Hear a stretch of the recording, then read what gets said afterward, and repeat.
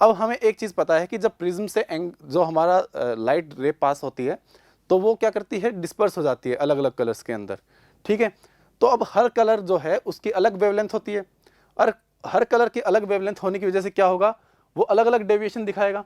तो अलग अलग कलर के डेविएशन के लिए ये अलग अलग, जो फॉर्मूला हमारा जो आया था म्यू इक्वल्स टू क्या आया था,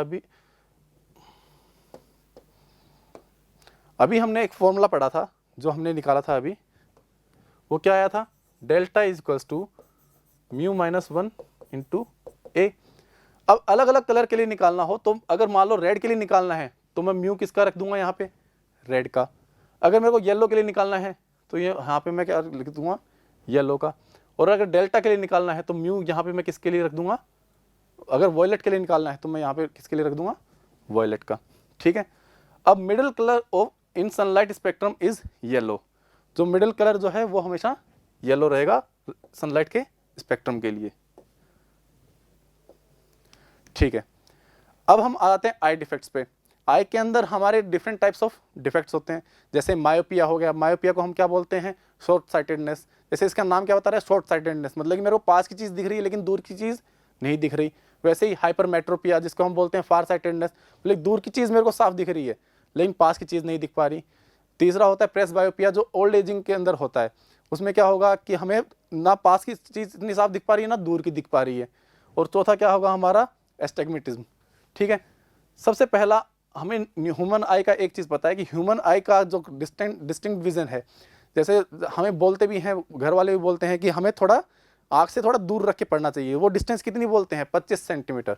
25 सेंटीमीटर वो क्या है, डिस्टिंक्ट विजन, मतलब कि उस डिस्टेंस पे अगर हम रखेंगे तो हमें क्लियरली दिखाई देगा। उससे अगर हम पास ले आएंगे तो हमें थोड़ा ब्लर दिखाई देगा, ठीक है। और फारदेस्ट पॉइंट, जो हमें सबसे दूर का पॉइंट जो जहाँ से हम साफ देख सकते हैं, वो क्या है हमारा, इन्फिनिटी।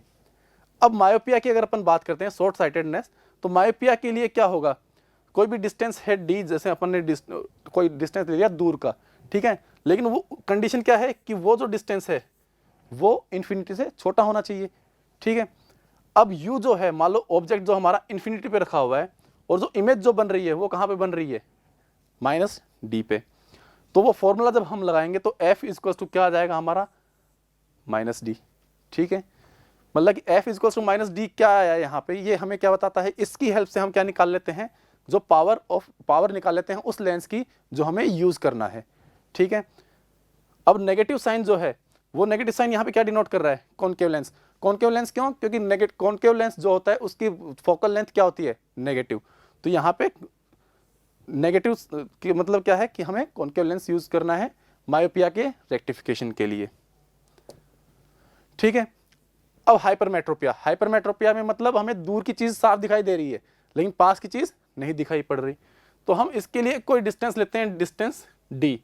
डिस्टेंस डी कैसे लेंगे कि जो हमारे डिस्टिंक्ट विजन जो है उससे ज्यादा हो, मतलब 25 सेंटीमीटर से ज्यादा हो। तो यहाँ पे यू जो है, इमेज जो ऑब्जेक्ट जो रखा है हमने, वो कहाँ पे रखा है, हमारे डिस्टिंक्ट विजन पे। और जो इमेज जो बनेगी वो कहाँ पे बनेगी, माइनस डी पे। तो इसको जब हम पुट करेंगे तो यहाँ से जो हमारा फॉर्मूला, जो हमारी रिफ्लेक्टिव पावर आएगी, जैसे मान लो यहाँ से जो हमारी पावर का अगर अपन निकालते हैं पावर, तो वो क्या आएगी, पॉजिटिव। वो क्या डिनोट करेगा कि हमें यहाँ पे कॉन्वेक्स लेंस जो है वो यूज करना है हाइपरमेट्रोपिया से क्योर करने के लिए। फिर आता है रिफ्रैक्टिव इंडेक्स। अब आई के अंदर जो है वो दो टाइप के लिक्विड्स होते हैं, एक विट्रस ह्यूमर और एक एक्वस ह्यूमर। दोनों का जो रिफ्रैक्टिव इंडेक्स होता है वो 1.336 है, ठीक है। और refractive index of eye lens, eye के अंदर जो हमारा एक लेंस होता है आई लेंस, उसका रिफ्रैक्टिव इंडेक्स थोड़ा सा इनसे ज्यादा होता है। वो कितना होता है, 1.396,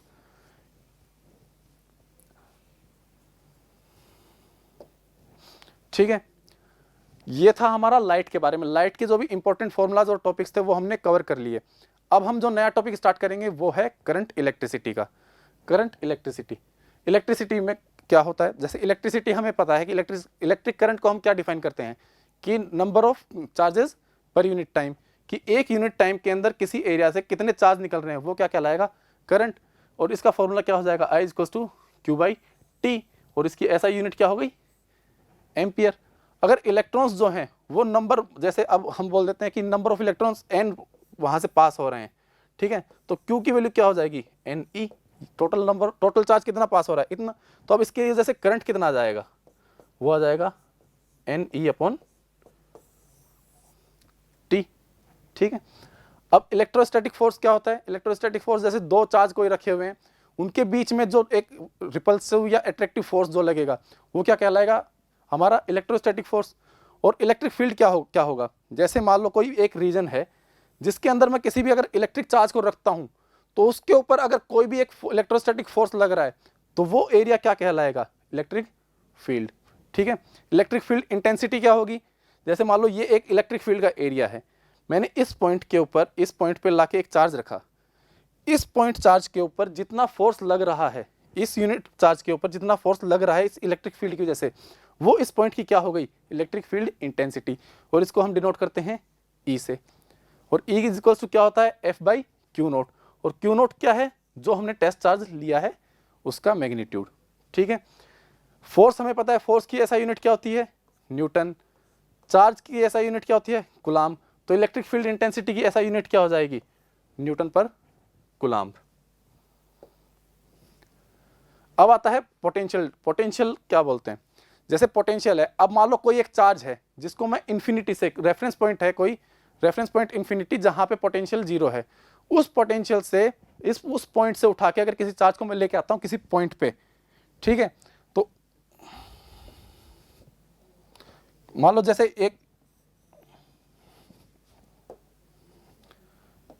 जैसे यहां पे ये एक चार्ज रखा है, ठीक है, इस चार्ज को कोई एक इलेक्ट्रिक फील्ड है, ठीक है, इनफाइनाइट से अगर कोई मैं एक चार्ज को, किसी यूनिट चार्ज को, यूनिट पॉजिटिव चार्ज को लेके आता हूं और किसी एक पॉइंट पे लाके रख देता हूं, तो इस चार्ज पे मैंने कितना अमाउंट ऑफ वर्क डन किया है वो क्या कहलाएगा, इस पॉइंट का पोटेंशियल।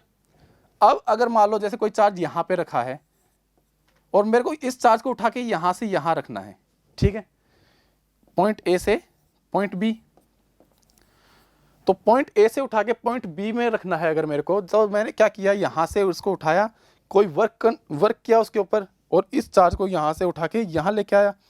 इसमें एक कंडीशन लेकिन ये रखनी है कि हमारा चार्ज जो है वो विदाउट एक्सेलरेशन होना चाहिए, मतलब उसमें कोई एक्सेलरेशन नहीं आना चाहिए, ठीक है। तो यहां से अगर इस पॉइंट से लेके मैं इस पॉइंट पे लेके आता हूं, तो इसमें अमाउंट ऑफ वर्क डन है, कोई भी वर्क अगर मैंने किया है W उस चार्ज के ऊपर, तो वो हमारा क्या कहलाएगा, पोटेंशियल। और अगर एक पॉइंट से दूसरे पॉइंट पे लेके आया हूं तो वो क्या कहलाएगा, हमारा पोटेंशियल डिफरेंस, ठीक है। अब जैसे Q0 जो है हमने +1 कूलाम्ब जो है वो चार्ज ले लिया, ठीक है। अब हमें डिफाइन करना है कि 1 वोल्ट इसकी ऐसा यूनिट क्या है, वर्क की हमें पता है ऐसा यूनिट क्या होती है, जूल, चार्ज की हमारी ऐसा यूनिट क्या होती है, कूलाम्ब, तो इसकी ऐसा यूनिट क्या हो गई, जूल पर कूलाम्ब, जिसको हम क्या बोलते हैं, वोल्ट।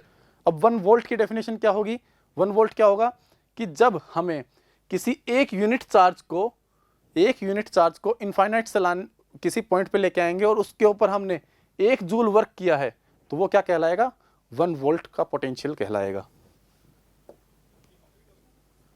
अब आता है कि ओम्स लॉ। ओम्स लॉ क्या कहता है कि जब हम कोई फिजिकल कंडीशन, कोई भी एक करंट कैरिंग कंडक्टर है, ठीक है, करंट कैरिंग कंडक्टर है, जैसे ये कोई करंट कैरिंग कंडक्टर है, ओम्स लॉ क्या कहता है कि जब हम इसका टेम्परेचर और फिजिकल कंडीशंस जैसे डायमेंशंस, इसकी लेंथ, एरिया, ये अगर हम फिक्स कर दें, तो जो करंट इस कंडक्टर के अंदर फ्लो हो रहा होगा वो किसके इक्वल होगा, इसके दोनों एंड के अक्रॉस जो पोटेंशियल डिफरेंस होगा उसके इक्वल होगा। तो V is directly proportional to I, और यहां से क्या जाता है, V equals to IR।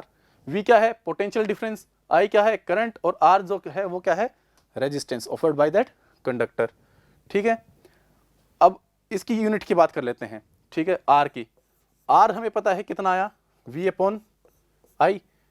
Potential difference जो है हमारा, उसकी यूनिट क्या होती है, वोल्ट, ठीक है। और I जो है करंट जो है, उसकी ऐसा यूनिट क्या होती है, एम्पियर। तो वोल्ट पर एम्पियर जो होता है उसको हम बोल देते हैं ओम, ठीक है। तो ऐसा यूनिट ऑफ रेजिस्टेंस कितनी क्या हो गई, ओम। अब हमें इतना पता है, ये ऐसा हमें पता चल गया ओम्स लॉ से कि V is directly proportional to I, ठीक है। अब R जो होता है, रेजिस्टेंस जो होता है, वो कंडक्टर के एरिया जो होता है, जैसे ये अगर कोई कंडक्टर है जिसका एरिया है A, तो रेजिस्टेंस जो होगा वो उस एरिया के इनवर्सली प्रोपोर्शनल होगा। मतलब जितना ज़्यादा एरिया होगा वो उतना कम रेजिस्टेंस ऑफर करेगा, और जितना कम हम एरिया कर देंगे रेजिस्टेंस उतना ज़्यादा। सिमिलरली क्या होगा,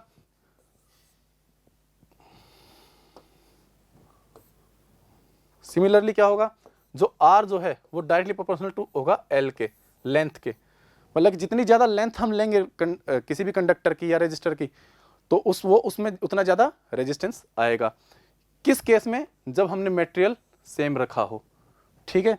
तो यहाँ से क्या आ गया, R is directly proportional to L by A, और R प्रोपोर्शनलिटी जब हम हटाएंगे तो एक टर्म आ जाती है रो, ये क्या होती है इसकी रेजिस्टिविटी। अब रो जो है रेजिस्टिविटी, इसका फॉर्मूला क्या हो जाएगा, RA अपॉन L, ठीक है। तो इसकी SI यूनिट की अगर हम बात करें तो ये कितनी आ जाएगी, R की यूनिट M,